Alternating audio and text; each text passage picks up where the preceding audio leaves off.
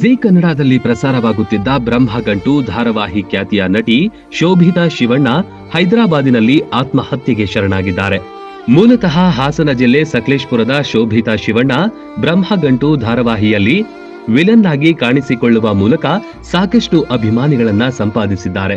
ಮೇ 22, 2023ರಂದು ದಾಂಪತ್ಯ ಜೀವನಕ್ಕೆ ಕಾಲಿಟ್ಟಿದ್ದ ಶೋಭಿತಾ ಕಿರುತೆರೆಯಿಂದ ದೂರವಾಗಿ ಹೈದರಾಬಾದ್ನಲ್ಲಿ ವಾಸವಾಗಿದ್ರು. ಆದ್ರೆ ಮಧ್ಯರಾತ್ರಿ ಆತ್ಮಹತ್ಯೆಗೆ ಶರಣಾಗಿದ್ದಾರೆ ಎನ್ನಲಾಗಿದೆ. ಇನ್ನು ಆತ್ಮಹತ್ಯೆಗೆ ನಿಖರ ಕಾರಣ ತಿಳಿದು ಬಂದಿಲ್ಲ.